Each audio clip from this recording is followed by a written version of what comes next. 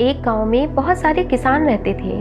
सभी खेती करते थे और खेती से जो अनाज होता उसे बाजार में बेचकर अपना जीवन यापन करते। उसी गांव में एक महेश नाम का भी एक किसान रहता था। वह थोड़ा पढ़ा लिखा था, इसलिए वह खेती को बेहतर तरीके से करने के बारे में अत्यधिक सोचता रहता।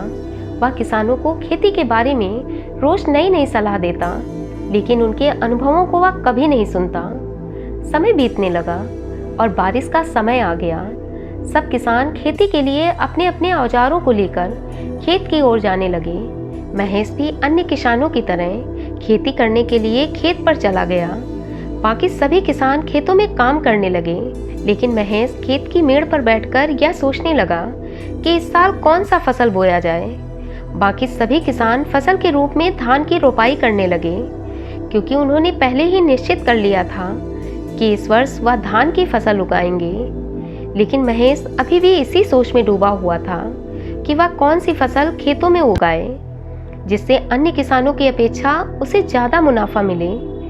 कुछ ही दिनों में सभी किसानों ने अपने अपने खेतों में धान की रोपाई कर दी, लेकिन महेश का खेत अभी भी सूखा पड़ा हुआ था।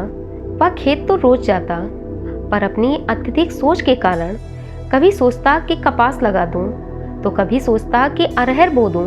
फिर अगले ही पल उसके मन में यह विचार आता कि वह मूंगफली बो दे, जिससे उसे बहुत ज़्यादा मुनाफा मिलेगा। बहुत अधिक सोचने के कारण वह समय पर कोई निर्णय नहीं ले पाया था। धीरे धीरे समय बीतने लगा और वर्षा ऋतु भी खत्म हो गई। धान की फसल बोए हुए पूरे 4 महीने बीत गए थे, इसलिए अन्य किसानों के खेत धान से लहलहा रहे थे। सारे किसानों ने मिलकर धान की कटाई की और उससे मिलने वाले लाभ से वह बहुत संतुष्ट हुए। परंतु महेश पूरी तरह से असंतुष्ट था, क्योंकि इस साल उसके पास फसल का एक दाना भी नहीं था। बहुत अधिक सोचने के कारण महेश निराश और कुंठित रहने लगा। उसे अब बहुत पछतावा हो रहा था, पर अब वो कुछ नहीं कर सकता था, क्योंकि समय उसके हाथों से निकल गया था। दोस्तों, बहुत ज़्यादा सोचने वाला व्यक्ति अक्सर योजनाएं तो बड़ी बड़ी बनाता है, लेकिन उसे हकीकत में नहीं बदलता।